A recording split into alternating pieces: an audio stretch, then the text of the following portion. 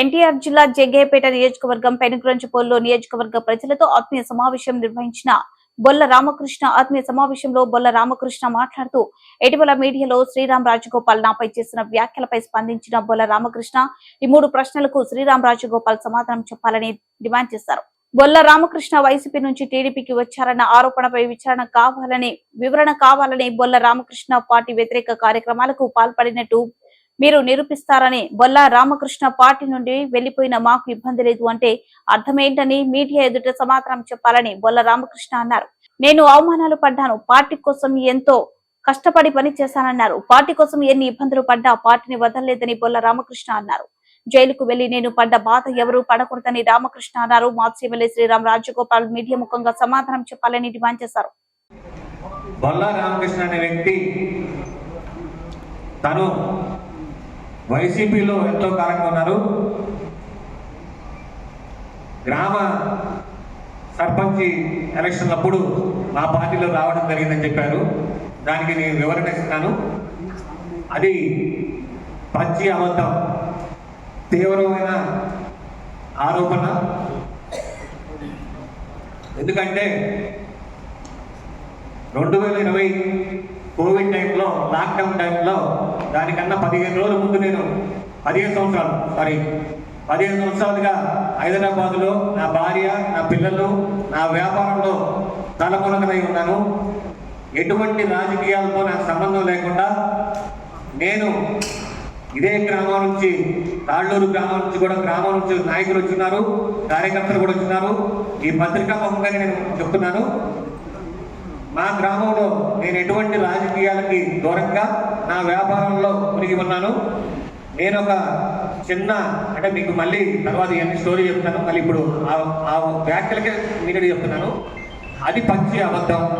ఎందుకనగా లాక్డౌన్ టైంలో ఇనామస్ 2 పార్టీలు, తెలుగుదేశం, వైసీపీ 2 పార్టీలు ఒప్పుకుంటే ఇనామస్గా గ్రామానికి ఏదైనా మంచి చేద్దాం, గ్రామానికి ఒక 1 కోటి రూపాయలు విరాళంగా ఇద్దామనే ఉద్దేశంతో నేను గ్రామ మంచి కోసం సర్పంచ్ పదవి మా అమ్మగారిని సర్పంచ్గా పెడతామనే ఉద్దేశంతో నేను ఇనామస్గా అడగడం జరిగింది. దానికి తెలుగుదేశం పార్టీ నుంచి ఎవరైతే ఉన్నారో మెయిన్ గ్రామ నాయకులు అందరూ కూడా ఇక్కడ ఉన్నారు, అక్కడ ఉన్నారు, వాళ్ళ సమక్షంలో జరిగింది. వాళ్ళ అన్నమాట ఏంటంటే, వైసీపీ వాళ్ళు ఒప్పుకుంటే మేము ఇనామస్ ఇవ్వడానికి సిద్ధం, లేని పక్షంలో మీరు సర్పంచ్గా అమ్మగారిని, ఎంపీటీసీగా నాన్నగారిని నామినేట్ మరియు చేసినటువంటి సీనియర్ నాయకులు,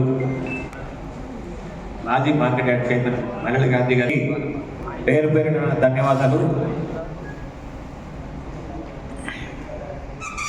ఈరోజు ఈ పత్రికా సమావేశం ఎందుకు పెట్టడం జరిగిందంటే, ముఖ్యంగా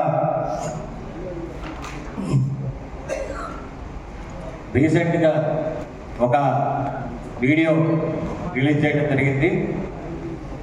జగ్గయ్యపేట మాజీ ఎమ్మెల్యే గారు, ప్రస్తుత తెలుగుదేశం పార్టీ ఇన్ఛార్జ్ శ్రీరామ్ రాజగోపాల్ తాతయ్య గారు పత్రికా సమావేశంలో నా గురించి మాట్లాడుతూ, బొల్ల రామకృష్ణ అనే వ్యక్తి